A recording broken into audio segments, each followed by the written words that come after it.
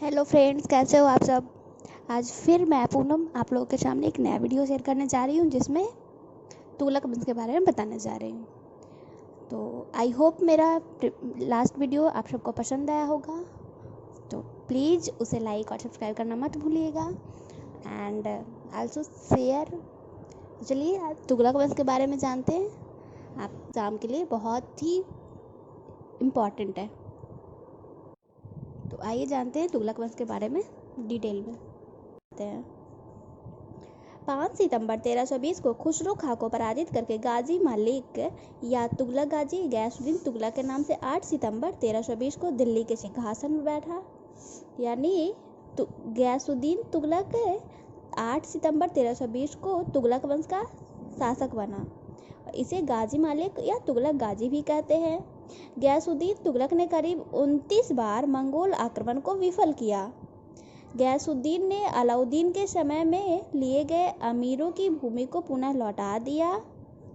इसने सिंचाई के लिए कुएं एवं नहरों का निर्माण करवाया। संभवतः नहरों का निर्माण करने वाला गयासुद्दीन प्रथम शासक था। ये बहुत इंपॉर्टेंट है। गयासुद्दीन तुगलक ने दिल्ली के समीप स्थित पहाड़ियों पर तुगलकाबाद नाम का एक नया नगर स्थापित किया। रोमन शैली में निर्मित इस नगर में एक दुर्ग का निर्माण भी हुआ। इस दुर्ग को 56 कोट के नाम से जाना जाता है। रोमन शैली में एक दुर्ग का निर्माण गयासुद्दीन तुगलक ने करवाया जिसे 56 कोट के नाम से भी जाना जाता है। गयासुद्दीन तुगलक की मृत्यु 1325 में बंगाल के अफियान से लौटते समय जूना खां द्वारा निर्मित लकड़ी के महल में दबकर हो गई। गयासुद्दीन तुगलक की मृत्यु 1325 में हो गई। गयासुद्दीन के बाद जूना खां मोहम्मद बिन तुगलक के नाम से दिल्ली के सिंहासन पर बैठा। जूना खां को मोहम्मद बिन तुगलक भी कहते हैं, यानी मोहम्मद बिन तुगलक का नाम ही जूना खां था। मध्यकालीन सभी सुल्तानों में मोहम्मद तुगलक सर्वाधिक शिक्षित, विद्वान एवं योग्य व्यक्ति था। मोहम्मद बिन तुगलक को अपनी सनक भरी योजनाओं, क्रूर कृत्यों एवं दूसरों के सुख दुख के प्रति उपेक्षा भाव रखने के कारण स्वप्नशील, पागल एवं रक्त पिपासु कहा गया। मोहम्मद बिन तुगलक ने कृषि के विकास के लिए अमीर-ए-कोही नामक एक नवीन विभाग की स्थापना की। मोहम्मद बिन तुगलक ने अपनी राजधानी दिल्ली से देवगिरी में स्थानांतरित की और इसका नाम दौलताबाद रखा। सांकेतिक मुद्रा के अंतर्गत मोहम्मद बिन तुगलक ने पीतल, तांबा धातुओं के सिक्के चलवाए। पीतल और तांबा के सिक्के मोहम्मद बिन तुगलक ने चलवाए, जिसका मूल्य चांदी के रुपये टंका के बराबर होता था। अफ्रीकी यात्री इब्न बतूता लगभग 1333 में भारत आया। इब्न बतूता मोहम्मद बिन तुगलक के शासनकाल में भारत आया। सुल्तान ने इसे दिल्ली का काजी नियुक्त किया। 1342 में सुल्तान ने इसे अपने राजदूत के रूप में चीन भेजा। इब्न बतूता की पुस्तक रेहला में मोहम्मद तुगलक के समय की घटनाओं का वर्णन है। इसने अपनी पुस्तक में विदेशी व्यापारियों के आवागमन, डाक चौकियों की स्थापना यानी डाक व्यवस्था एवं गुप्तचर व्यवस्था के बारे में लिखा है। मोहम्मद बिन तुगलक की मृत्यु 20 मार्च 1351 को सिंध जाते समय थट्टा के निकट गोडाल में हो गई। अब मोहम्मद बिन तुगलक की मृत्यु हो गई। मोहम्मद बिन तुगलक के शासनकाल में दक्षिण में हरिहर एवं बुक्का नामक दो भाइयों ने 1336 में स्वतंत्र राज्य विजयनगर की स्थापना की।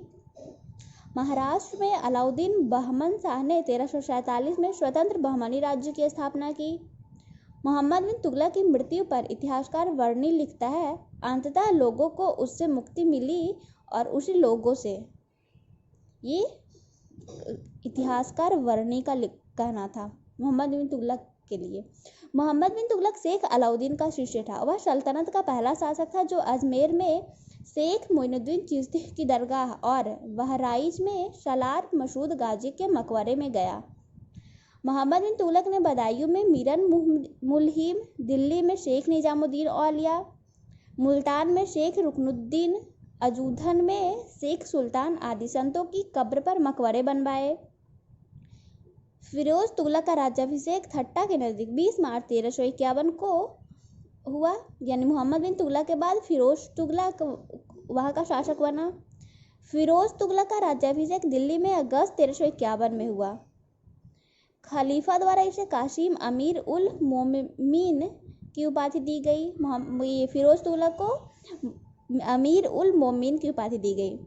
राजस्व व्यवस्था के अंतर्गत फिरोज ने अपने शासनकाल में 24 कष्टदायक करों को समाप्त कर केवल 4 कर, खराज जिसे लगान कहते हैं, खुम्स युद्ध में लूट का माल, जजिया एवं जगात को वसूल करने का आदेश दिया। फिरोज तुगलक ब्राह्मणों पर जजिया लागू करने वाला पहला मुसलमान शासक था। फिरोज तुगलक ने एक नया कर सिंचाई कर भी लगाया जो उपज का 1/10 भाग था। फिरोज तुगलक ने 5 बड़ी नहरों का निर्माण करवाया। फिरोज तुगलक ने 300 नए नगरों की स्थापना की। इसने हिसार, फिरोजाबाद, फतेहाबाद, जौनपुर, फिरोजपुर प्रमुख है। इसके शासनकाल में खिज्र खां एवं मेरठ में अशोक के 2 स्तंभों को लाकर दिल्ली में स्थापित किया।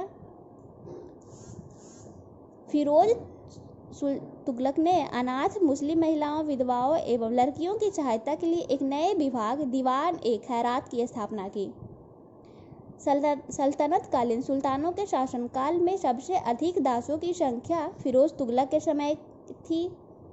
दासों की देखभाल के लिए फिरोज ने एक नए विभाग दीवान-ए-बंदगान की स्थापना की। इसने सैन्य पदों को वंशानुगत बना दिया, यानी फिरोज तुगलक ने सैन्य पदों को वंशानुगत बना दिया, वो वंश के अनुसार चलेंगे।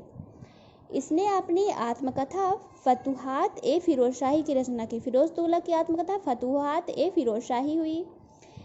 इसने जियाउद्दीन वर्णी एवं शम्स-ए-शिराज अफीफ को अपना संरक्षण प्रदान किया। इसने ज्वालामुखी मंदिर के पुस्तकालय से लूटे गए 1300 ग्रंथों में से कुछ को फारसी में विद्वान अपाउद्दीन द्वारा दलायत-ए-फिरोजशाही नाम से अनुवाद करवाया। इसने चांदी एवं तांबे के मिश्रण से निर्मित सिक्के भारी संख्या में जारी करवाए, जिसे अद्धा एवं विक कहा जाता था। फिरोज तुगलक की मृत्यु सितंबर 1388 में हो गई। फिरोज काल में निर्मित खान-ए-जहां तेलंगानी के मकबरा की तुलना जेरूसलम में निर्मित के मस्जिद से की जाती है। सुल्तान फिरोज तुगलक ने दिल्ली में कोटला फिरोज शाह दुर्ग का निर्माण करवाया। तुगलक वंश का अंतिम शासक नसीरुद्दीन मुहम्मद तुगलक था। इसका शासन दिल्ली में पालम तक ही रह गया था। तैमूरलंग ने सुल्तान नसीरुद्दीन महमूद तुगलक के समय 1398 में दिल्ली पर आक्रमण किया। नसीरुद्दीन के समय ही मलिक कुशरशक की उपाधि धारण कर एक हिजरा मलिक सरवर ने जौनपुर में एक स्वतंत्र राज्य की स्थापना की। इस तरह फिरोज तुगलक की मृत्यु के 1388 में होने के बाद नसीरुद्दीन महमूद तुगलक ये तुगलक वंश का अंतिम शासक बना। ये था तुगलक वंश का इतिहास। आई होप आप सबको पसंद आएगा। मेरे वीडियो को सब्सक्राइब और लाइक करना मत भूलिएगा और आल्सो शेयर। मैं अपने नेक्स्ट वीडियो में आपको सैयद वंश के बारे में बताऊंगी। तब तक के लिए धन्यवाद। Thanks for watching.